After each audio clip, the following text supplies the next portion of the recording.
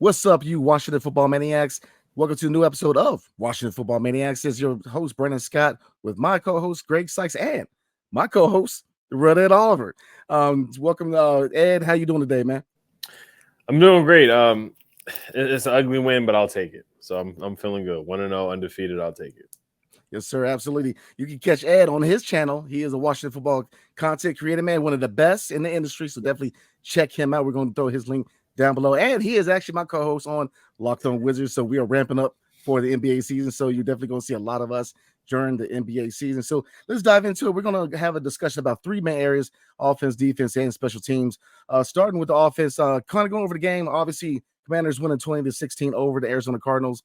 Very sloppy game. But looking at the offense real quick, Sam Howell threw 19 for 31 for 202 yards, one touchdown, one interception. Brian Robinson, 19 carries, 59 yards, no touchdowns. And Curtis Samuel was actually the high receiver of this game, where he caught 5 receptions for 54 yards. But this O-line, Lord have mercy, this has been a question mark leading up to the regular season, and they did not look too good yesterday. So my question for you guys: how dependent is the success of this offense and really the team on the O-line this season? I'm gonna start with Ed.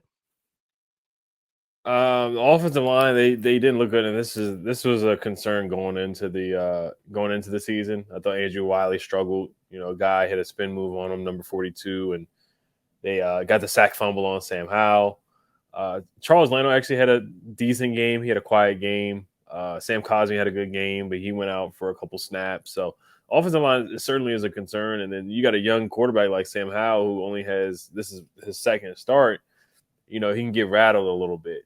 So I thought there's a lot of pressure up the middle. He got sacked 6 times. He was getting dropped back a lot too by Eric Bieniemy, which is something that I didn't like for his first game. But the offensive line, they definitely have to play better. I thought they had some strides in the second half with running the ball, getting some push for Brian Robinson. But overall, they didn't have a good game. Zaven Collins was getting pressure on Sam Howell as well. So, and we're going to play better defensive lines. You look what the Cowboys did last night. You look at some of the NFC East teams. The Eagles have a good defensive line. The Giants, you saw what they did to us last year with Kayvon Thibodeau. So this is one game, so I'm not going to hit the panic button. But there definitely are some concerns across the offensive line for sure. What do you think, Greg? Oh, I echo what Ed said. The offensive line, and we kind of alluded to this in the last couple of videos. It's going to take a while for them to gel. We've got some new guys up front, obviously, and whenever that you have new guys up front, it's going to take a while for them to really learn how to play with each other, their tendencies, and things like that. And we saw that yesterday. We saw where, the center didn't pick up the backside there and just storming through for one of those sacks. And it's just with time, I think, that you're going to see this offensive line start to gel. It's going to take several games for this offensive line to start to gel, unfortunately. And the problem, though, is that we're in the regular season. We don't have time for them to just figure it out. They're going to have to really start getting better with protection. And I think what you do to fix that is, for Eric Bieniemy, he needs to look at guys like Brian Robinson, Antonio Gibson, Chris Rodriguez, and he says, you know what, we're going to run the rock a lot more. We're going to take some pressure off of Sam Howell. Let's start running the ball, and let's go with that. Let's get, I don't know, let's just get some confidence going in that front, that offensive front. Because, we saw in preseason, they did have one really good game, but I know it's preseason, so you can't really put much credence in that. But I think they do have some talent there, but they got to gel. And we did say in the first few games that Sam Howell's going to be running for his life. And, buddy, he was running for his life yesterday. Now, one of those hits was definitely uncalled for. Oh, my dear Lord. But, one thing that I did like was that our team came to his defense, and, man, they were fighting for Sam Howell. I really appreciate that. But, I thought that Sam Howell was getting a little rattled at times, but at times he looked okay. he threw some bad passes here and there, but overall, I still have some confidence in him. I think we've made the right choice, but he's got to have some protection up front. Yeah, because if not, he's gonna be running like Mike Vick, man. I'm trying to tell you. But moving on. A lot of stars came out yesterday. John Riggins was there. Champ Bailey, my guy. I'm a big fan of him. He was there. The list goes on. A lot of former Redskins showed up for new management. RG3 showed up. Now, I was gonna ask another question, but I kind of want to know what you guys think. RG3 kind of made a comment talking about a lot of the alumni didn't show up until Dan Snyder left. Now, knowing the history with Dan Snyder and RG3, the fact that he was favored a little bit. There was rumors that he was riding in limo with Dan Snyder going to games and whatnot. How much do you put into what RG3 said? Is it kind of one of those things where he's trying to kind of slide into the line where everybody else, where now that Dan Snyder's gone, or do you think there's legit claims for him as far as Dan Snyder and his regime in DC? And then I'm starting with Greg. I mean, I'm getting into an older age group and I'm starting to forget a lot of things, but I can't forget some of the special treatment that Mr. Snyder had with one RG3 in the beginning. But I'm also a forgiving man as well. And so maybe RG3 was kind of like, yeah, you know what?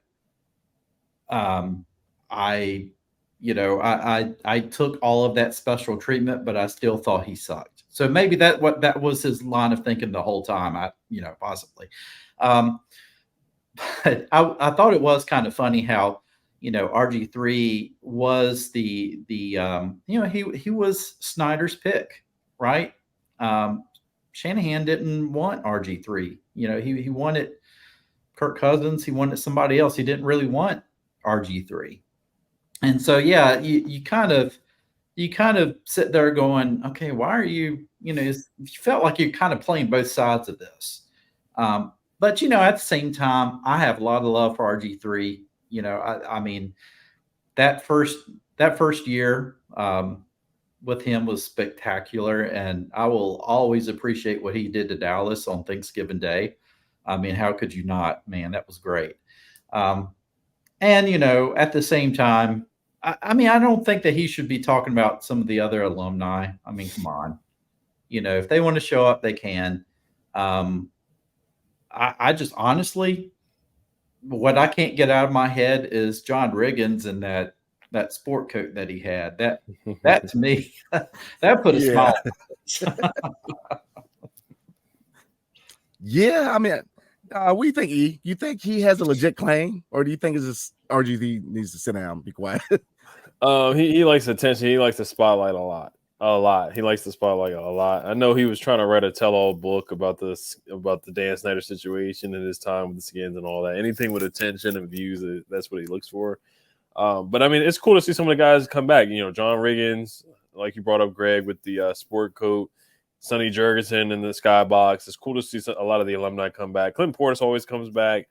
I would like to see Chris Cooley come back. He hasn't come back in a couple of years because of certain reasons, but it's always good to see the alumni come back and support the team. You look at the fan base, the sold-out stadium. Brandon, I know you were there.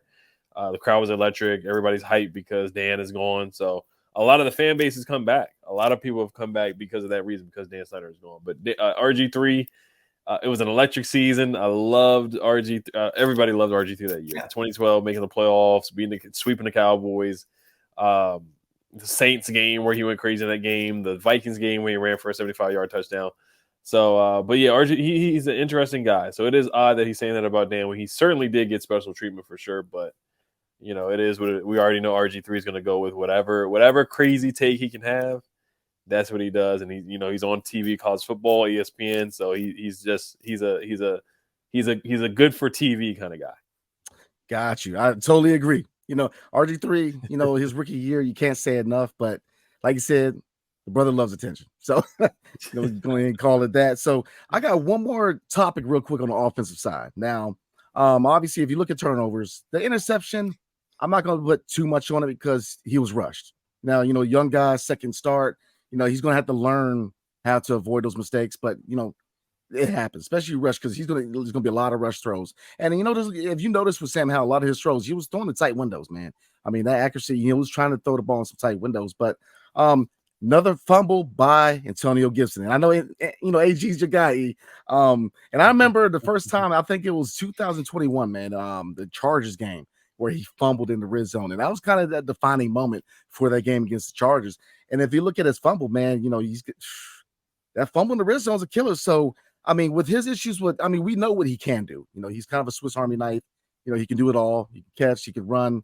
I'm a big fan of him, just like you, of Antonio Gibson. But, with Brian Robinson being the guy, how long do you see Antonio Gibson being a pivotal point in his offense? I'm sorry.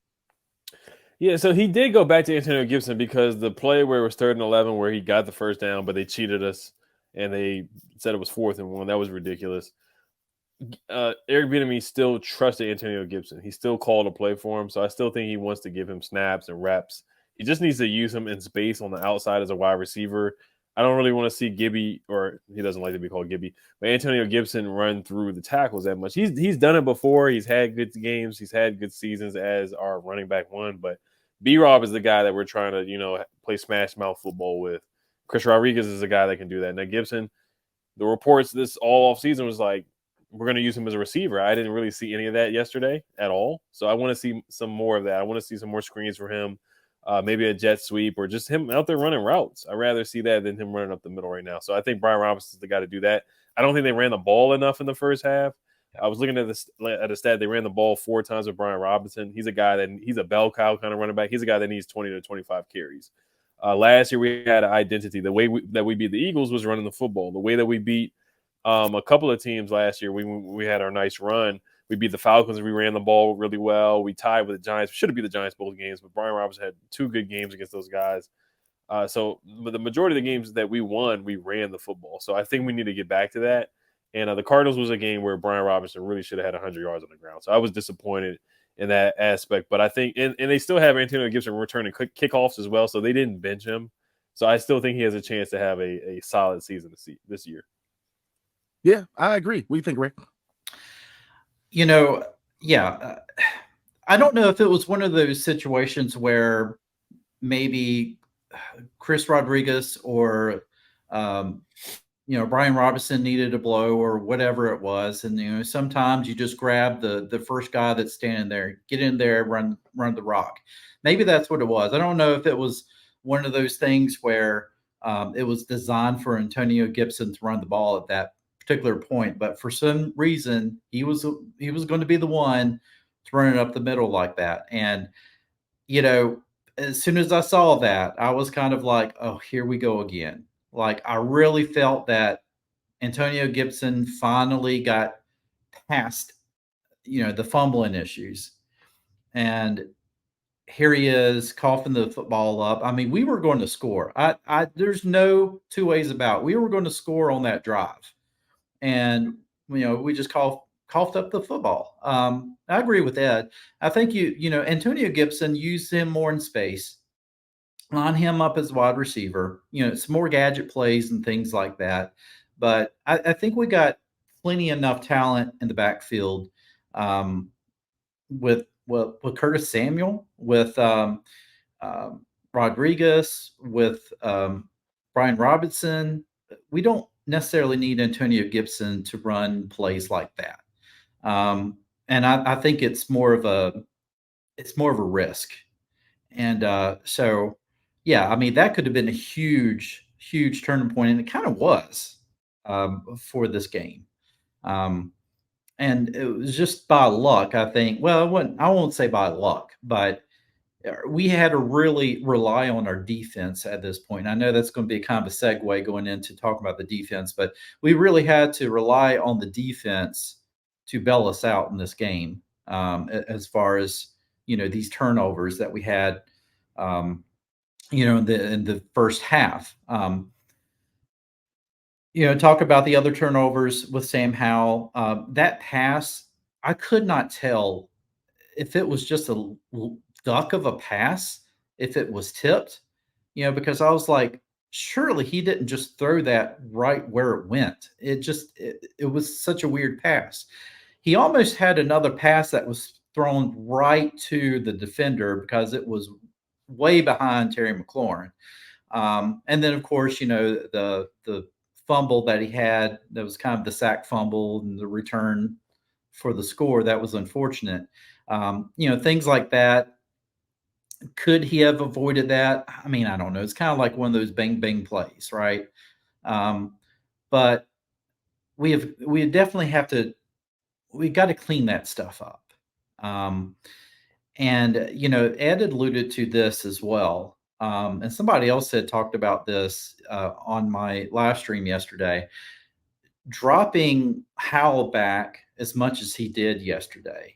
I think that you give him more confidence when you're getting the ball out of his hands much faster in what you're doing. And I'm not understanding why Eric Bieniemy is forcing these long dropbacks for Howell. And because we know that Howell is going to go through his progressions and he's going to hold the ball. I think in the early on, you need to do a little bit more timing passes, some few slants or something like that, just to get things flowing. So, it's kind of, I'm sitting here thinking about, okay, this is going to age us, or it's going to age me. That first year, Joe Gibbs, right? He brings that Coryell offense, high flying, they're scoring. I mean, it's exciting to watch, but they start off 0-5. They're not winning football games. And Ed alluded to this. What did they do to beat the undefeated Eagles last year? They ran the football. They're going to have to do that this year. I mean, Ron Rivera said last year he wants to run the football. He wants a 2-to-1 thing with, running versus pass. Oh, but we're going to get Eric Bieniemy. I'm like, well, wait a minute. it's not Bieniemy's style, man. But maybe Bieniemy's going to have to look at it and be like, I know what talent that I have, and maybe like what Gibbs did, he has to listen to his guys and say, I'm going to have to rethink this. I can't, even though in this day and age, it's a quarterback driven league and you're going to pass the ball to set up the run, but why not? If you have such talent in the backfield, why can't we run to set up the pass? And maybe what we have to do early on to get some confidence going, and like I said, in the offensive line and Sam Howell and the running game. Brian Robinson's the type, obviously. I think Ed said the same thing. You have to give him more touches to get him going. So let's do it, man. Let's give him some more touches. Let's keep the ball out of Antonio Gibson's hands as far as these straight up the middle runs. Let's maybe, pass the ball to him. But I think those are the keys to seeing a little bit more offense and a little less turnovers. Yep, I completely agree. I think that Antonio Gibson definitely can be utilized. Just I think his time is going between the tackles. B-Rob needs to be that guy. So we're going to go into defense. Now, defense yesterday did not disappoint, especially the defensive line. But before I get on to the defensive line, let me say this about Manuel Forbes, man. My biggest knock on him was I didn't know if he was going to be that guy who could be able to tackle, but he lifted people up in preseason. And yesterday, man, he is just a pest, man. So this defense looks solid, man. Looking at the D-line, Sweat looked good. Obviously, Allen, Payne were pests in the middle against the run. Chase Young didn't play, 2 games being out. Now, looking at that, does the success of this defense need Chase Young anymore? I mean, what is, with his injury history and the fact that, brand new season, he's already out 2 games, and the fact that his defensive line doesn't miss a beat. They're very pesky. They're very dominant. Is this the end of Chase Young in DC, regardless how he plays, or do you think that there's still some hope that if he plays well, they could retain him at DC? What do you think, Ed? I think there's some hope that he can have a solid season or productive season. I think they definitely could use Chase Young. I think he's a luxury to the team. If you have him play somewhat near his potential, like we'll never get the Chase Young that was projected from the draft boards or the draft experts, Todd McShay saying he's better than both Bosa brothers or he's a generational talent. I think it's hard to see that happening anymore. But if we can get a guy that's productive, that can play across from Montez Sweat, next to John Allen, Deron Payne, you see how nasty those guys were on Sunday. Montez Sweat was dominating, 1.5 sacks, forced fumble. I mean, he wants to get paid. He wants to get a bag. Same thing for Chase Young, man. He's in a contract year. I mean, it's a neck stinger, so I get it. It's definitely an interesting situation. He's clear for contact in practice, but he's going to miss. He missed yesterday, and now he's going to miss the Broncos game. So I definitely want him to be 100% healthy. But yeah, if they can get him back and he plays discipline within whatever Jack Del Rio is asking him to do, if he just does it, plays within his rush lanes, gap integrity, not running past the quarterback, playing good football, playing similar to what he did his rookie season, getting in the backfield and being disruptive and dominating, then yes, I mean, this defense can be a top 10, top 5 defense for sure. Definitely a top 5 defensive line already. Even without Chase Young, I think we have a top 5 defensive line. But with him, it just adds to it, the nastiness to this defensive line, getting back there and pressuring quarterback. So this year, it's a toss-up with him. I just don't think him and Ron Rivera see eye to eye. Like I said, I don't have any inside information, but I just think the whole OTAs thing, mini camp thing, or whatever, I just don't think they really see eye to eye. And Ron Rivera did not pick up his 5th-year option. ACL injury last year, and then the whole thing where people thought he was going to play in the Giants game last year, but he didn't. Then he came back against San Fran. So is this a similar situation? Who knows? But I want them. If he really can't play, then sit out, okay, and don't rush back. We want to see him fully healthy. But yeah, he's got to show up. This is a contract year for him, and right now I don't see them paying him I don't see them paying both. I think they're going to pick one or the other. It depends on if Ron is even the coach next year. But I think it's going to be one or the other because it's going to be very expensive to pay either one. So right now, Montez Sweat, if they're in a foot race for a marathon race to the money, right now Montez Sweat is a couple steps ahead of Chase Young right now. But yes, we could definitely use him for this season for sure because we got a couple good quarterbacks coming. Russell Wilson coming up, even though he's going to miss that game. Josh Allen, Jalen Hurts runs around all the time. Dak Prescott. Daniel Jones, even though they got blown out by 40 last night, Daniel Jones always hurts us and kills us.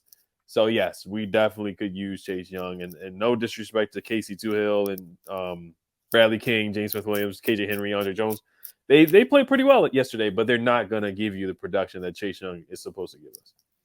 Yeah, absolutely. And you mentioned Ron Rivera and Chase.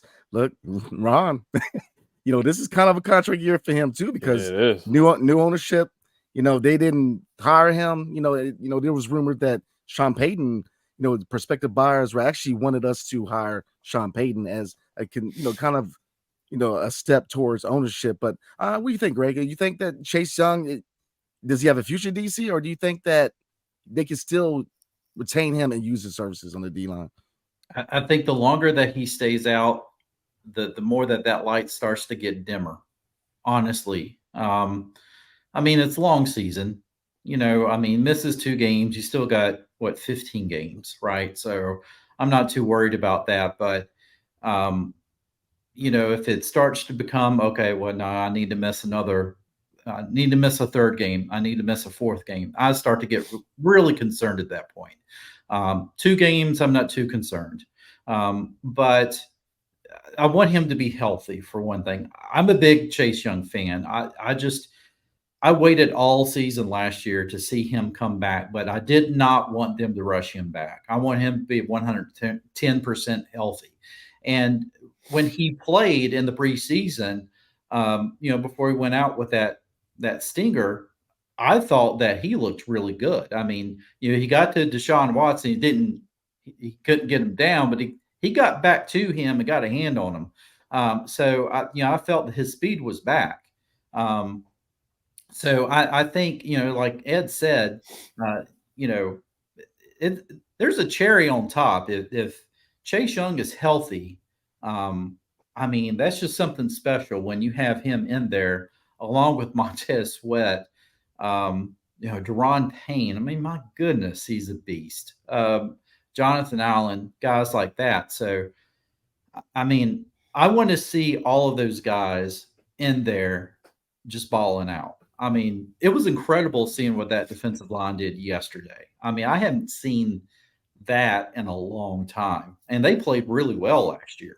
But I mean, what they did yesterday was just, I mean, they were in the backfield so many times. So I think, I don't know. I mean, I'm worried. I'm a little concerned, but I'm like, okay, we already knew that he was going to be out for 2 games. So it's a long season. Let's just pump our brakes. Let's not start, going to the bus thing too much, but it has crossed my mind a little bit. But I still have love for him. I still think that he can really show them that he is worth a good contract. As Ed alluded to, I just don't think you can pay both Montez Sweat and Chase Young. I think by the end of the season, you're going to have to choose one or the other. And I'm sorry, at this point right now, I would choose Montez Sweat. He has been the one most consistent over his career so far.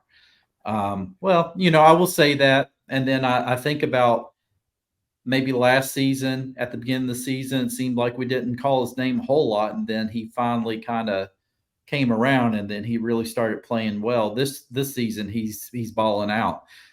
So, yeah, let's see what happens. Let's see if Chase Young can play a full game and then play another full game and maybe actually get a sack and start to put some things together. But yeah, I don't. It's going to be a miracle. Number one, if he plays really lights out and earns a contract, it's going to be a miracle to see if we can sign both of those bookends. I mean, I would love it, but I just don't see both of them back next year. I really don't. Yeah, I think that's a good point. Is that I never envisioned us signing all four, but I mean, one thing to look at with the injury history, could you possibly get a hometown discount for Chase Young? I think all the leverage is definitely with the organization because of the injury past, but he has potential. He's definitely going to get paid, but we'll see. Like I said, availability is the best ability, as they say. So we shall see. So we're going to slide to special teams real quick before we bounce and look at that special teams. Who in your eyes is the most important piece of the special team? Jeremy Reeves or Jason Crowder didn't look too bad returning those kicks. So what do you guys think? We can start with Greg. What do you think, man? I was man, I loved seeing Crowder back. I missed Crowder, Jameson Crowder. I hate it when we got rid of him. And he looked like he did give us a little spark there, returning punts. But Jeremy Reeves, man, he is special. He is very special. I mean, he just made a lot of plays on special teams. Honestly, though, my man Tress Way, I know he's a punter, but come on. Tress Way, man, he is outstanding. Special teams as a whole yesterday, well, I mean, they were excellent. Defense and special teams yesterday really, I mean, they put the ball in our favor yesterday. But yeah, between the two, I don't know. I have to say, I really, I mean, Jeremy Reeves is going to do what he's going to do, but I was very glad to see Crowder back, and I think he can bust one for us. Yeah, I was waiting on the get one yesterday, man, because I remember the Jameson Crowder before. Yeah. I didn't like them getting rid of him. I thought he was a really, really dope slot receiver. But what do you think, E? I mean, that's actually a nice little twist, Greg. Tress Way. So we're gonna throw Tress in there real quick. Who's the most important special teams player, especially yesterday, but overall? Is Jeremy Reeves? Is James Crowder returning kicks? Or do you think Tress Way, being a Pro Bowl punter, is he the most important piece? Yeah, that's a good question. And the first question you asked about Sam Howell, right? In the beginning. Trying to think. Did we? Yeah, I think because I haven't said anything about Sam, but I'll stay on talk about special teams. Tress, I gotta say Tress Way. I mean, he puts the defense in good field position. He does a good job of kicking it inside the 10. Not only that, Cameron Cheeseman has struggled with snaps, and he did a basketball bounce pass back to Tress Way. Tress Way had to catch a tough snap and put it down for Joey Slye to kick it through the uprights. right before the half. So Cameron Cheeseman has been struggling all preseason. So I gotta give a shout out to Trust Way on that. He's done a heck of a job. He's an all pro player, great punter. Jamison Crowder did a good job. Unfortunately, one of his punt returns got called back because of a flag. Quan Martin had a block on the back, so that was unfortunate. But he's done a good job. He's done better than Dax Milne, in my opinion, already, as far as making guys miss, being elusive, being shifty. As long as he doesn't fumble the ball, knock on wood, or muff the punts, I'm fine with him doing that. And then you asked about Sly Guy, right? Joey Sly. No, but I mean, I'm intrigued to hear what you got to say. Yeah, I had no problem. I had no problem with him yesterday. He made all his kicks, and a lot of the kicks were easy kicks. He didn't have to kick like a 50-yarder or 48. Yeah. Everything was within a reasonable range. So I thought he did a good job. But if you did ask about Sam, I'm sorry. Earlier, I thought he looked like a young quarterback. This is his second start. The pass across his body to Brian Robinson for a touchdown, that was a great throw. The touchdown run was a great throw. The pass to Curtis Samuel before halftime to get us into a field goal position, that was a great throw. The 2-minute drill, I thought he did a good job. Had a couple good passes to Logan Thomas, but Logan Thomas dropped a couple passes here and there, so he didn't help him out. He did miss De'Ami Brown, who was wide open on the left sideline in the beginning of the game, so he missed his buddy from North Carolina, so he's got to be more aware of his guys. Got to look for his guys well. I don't think Terry McLaurin got enough touches, in my opinion. He had 3 catches, or 2 or 3, which is not like him. He did force a pass interference. But, yeah, Sam, I thought he held onto the ball a little too long here and there. He's got to improve on that. Offensive line didn't help him at all. But there's growing pains. There's a learning curve. He did almost throw an interception. He threw behind Terry McLaurin. He had a pass tipped. So he had a couple throws where he was off. And I think he's going to get through those growing pains. And I think he's going to improve, but this definitely was a game. It was a learning experience for him. So there's going to be ups and downs for a rookie quarterback. Yeah, I was thinking that too, man. You definitely saw the youth. It's going to be growing pains, like you said, but you see the poise in the pocket. I'm going to say that, the poise in the pocket was the biggest thing for me, is that you notice the difference between quarterback play from this previous year with Carson Wentz and even Taylor Heinicke, but mostly with Carson Wentz, because Carson Wentz just under pressure to seem like he was a statue. You see the poise with Sam Howell. You really do. You see the poise. He definitely has to work on that release. And that one, like Ed said, that play with De'Ami Brown on the left side, man, wide open. I was like, man, that is a touchdown right there, man. So he's got some growing pains. He's got some learning to do. But I still think that he's going to be a good quarterback in this league, man. I really do, because the poise. Like I said, last year it was hard to watch, man. I mean, Heinicke had heart, but watching Carson Wentz play quarterback is just one of the most agonizing things I had to go through last year, man. It's just, the pressure, he would just fold up, man. He was just a statue. You see that poise with Sam. Sam goes to the pressure. Even when you got, a lot of pressure from their defensive line, he just the way he kind of wiggle out of it, so I was still impressed. I heard some boos, man. I was like, man, and I was just thinking, like, bro, it's his second start, man. Like, you better put your seatbelt on and get ready for that, because I mean, look, he's gonna have some growing pains. But overall, I did like I see from Sam. He has some growing to do, but I like what I saw. So before we roll today, looking forward, I know that we're all gonna do previews for the Denver Broncos game, but we got you on here, man. So I'm gonna ask both of you guys, at Denver, 425 against Russell Wilson. What do you think? I know. Russell Westbrook. I know, right? You have us winning that game, or what's your prediction for the score? And I'm gonna add this, since you already mentioned Sam Howell. What's the prediction of the score, and what is the stat line for Sam Howell? It's a good question. I want to bring up another thing that I didn't like. Eric Bieniemy, he ran the ball on 3rd and 6, and I get the conservative decision. I understand it, because we were up by 1, but 3rd and 6, I thought we could have been a little bit more aggressive. It's 6 yards. If it was 3rd and 10, 3rd and 9, okay, I get it. 3rd and 15, okay, just run the ball, be conservative, go for the field goal. I get it. The Cardinals' offense is awful. Josh Dobbs is a backup quarterback. Kind of got lucky that he fumbled that snap, or he botched it, or whatever happened. We got lucky there, but against better teams like the Broncos, the Bills, the Eagles, who are going to play in the next 3 weeks, you can't be ultra conservative, because other teams are going to be able to put the points on the board. But I get the philosophy, being conservative.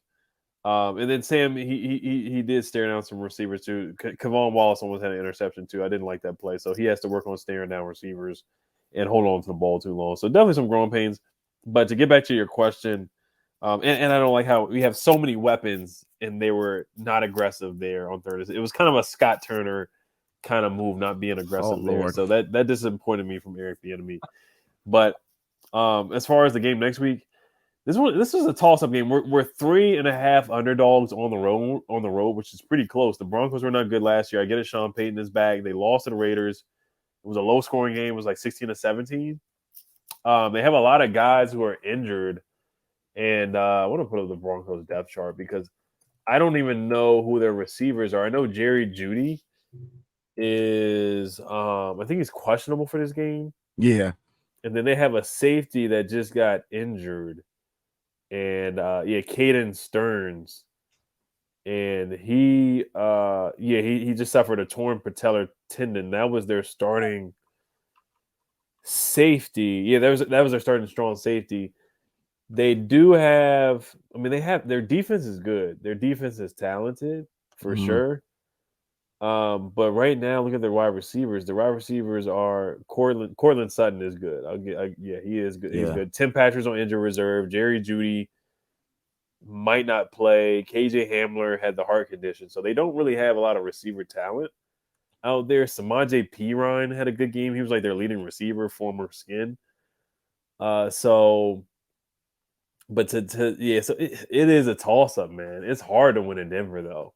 I'm trying to remember the last time we won in Denver. It's going to be hard to win there. If we play like we did last week, we're going to lose for sure, or yesterday. Sam Howell's stat line, he had 200 yards. I think it's going to be a low-scoring game again. I think it's going to be a grinded-out, smash-mouth kind of game. So it's probably going to be around 20-17 or 23-17. I can see something like that again. I think he's going to get around 200 yards where he got. If the over-under is like 225, I'll probably go under again. Okay. And maybe one touchdown. I don't think he's going to throw any picks this week. I think he's going to do his best to avoid throwing interceptions. So I'll go one touchdown, no picks, 200, about 200, kind of similar, 210, 215 yards. And he likes to run a lot. So I'll probably go with about 20, 25 rushing yards out there. And, as far as winning or losing, I'm sorry this is a long-winded answer, but, man, they did not look good. But the Broncos are not – they're a struggling team too, but it's just Russell Wilson. So, I'm going to go with a heartbreaking loss, about 20-17 or 23-17. There might be either we get cheated by the refs and we just make too many mistakes and we give up one big play to like Jerry Jeudy or something if he plays. And I just think the offensive line is going to struggle a little bit again. They got Randy Gregory over there. Yeah. Looking at their Patrick team Surtain, right man. Patrick Surtain's a good corner, even though I don't think anybody can check Terry or Jahan, honestly, or Curtis.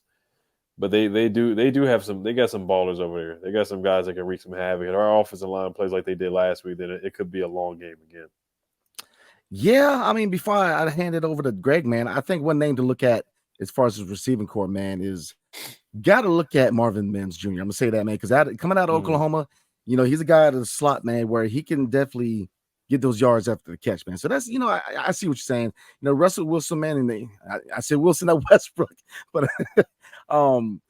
he definitely has his magic, man. You definitely, Javonte Williams is a running back, Samaj P. Ryan again.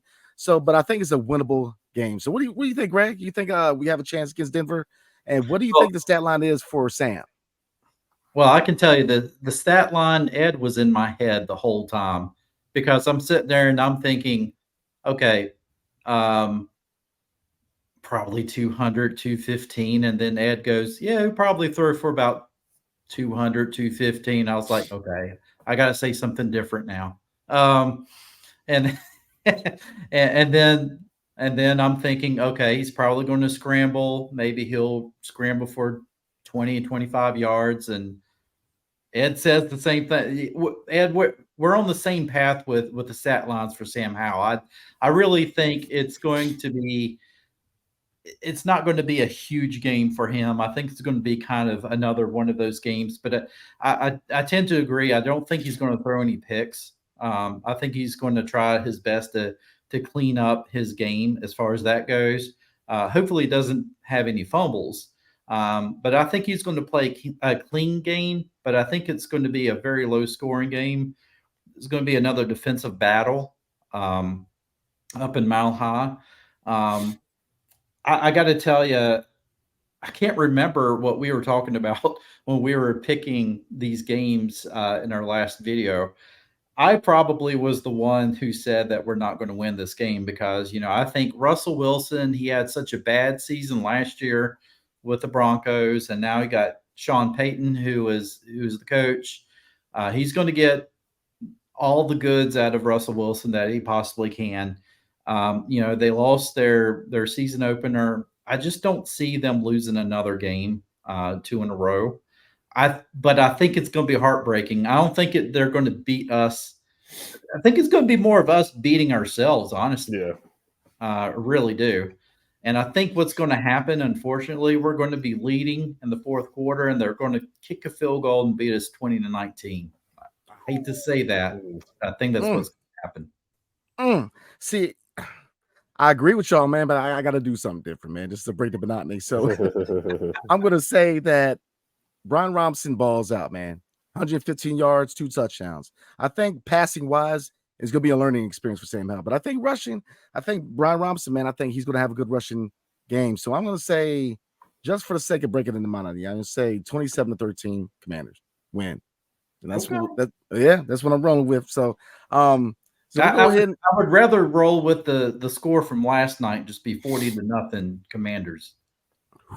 I can deal with that. That's a whole other episode talking about the Giants game, man. Lord have mercy. Good God. So we're gonna go ahead and roll there, y'all. Definitely appreciate you coming on, E. Definitely appreciate your time, man. Appreciate you guys for having me. Oh, yes, sir. Absolutely. Definitely check out the real Ed Oliver's football channel, one of the best in the industry. Definitely check it out. We're gonna have his link below, but definitely check it out because he knows what he's talking about, y'all. So definitely check it out. Like, subscribe, definitely comment below. Let us know what you guys think about what we talked about. What's your prediction? And what's your prediction for the Denver game? So definitely let us know. Wherever you get your podcast, 5-star review is much appreciated. So again, appreciate you coming on, E. And again, look, sloppy win, we'll take it, but things do need to kind of change in DC if we want to have a successful season. And so we'll see. It continues next week against Denver. I believe it's 4:25 next Sunday. So I know we're all going to do a preview before that, but I wanted to get some answers from y'all. But again, appreciate you coming on. And so hail to the Commanders and peace. Everybody have a good night. Peace.